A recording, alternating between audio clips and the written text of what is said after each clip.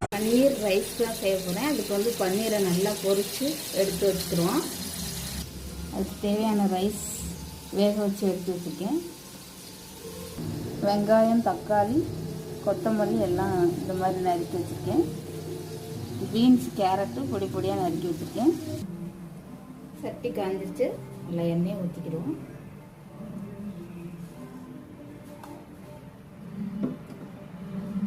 இதில் கொஞ்சம் சோம்பு சீரகம் போட்டுக்கணும். நறுக்கின இந்த அளவுக்கு வதங்கினோன்னா தக்காளி போட்டுக்கலாம்.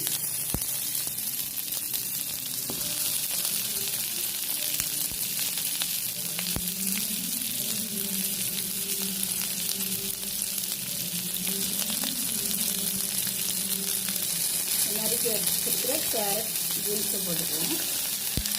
முட்டைக்கோஸ் வேணுனாலும் போட்டுக்கலாம். பெப்பர் பொடி போட்டுக்கலாம். ஒரு டீஸ்பூன் பெப்பர் பொடி, ஒரு டீஸ்பூன் மிளகாய் பொடி, ஒரு டீஸ்பூன் சீரக பொடி,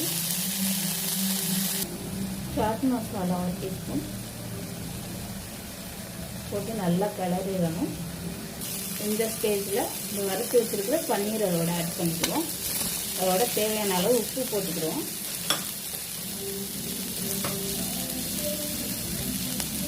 இந்த ஸ்டேஜில் இந்த ரைஸ் அதோட கலந்து அப்படியே கிளறி விட்டுருவோம்.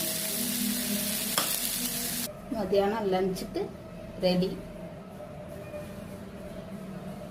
மேலே அப்படியே மல்லித்தலையை தூவிக்கிட வேண்டியதான். அவ்வளோதான், முடிஞ்சு.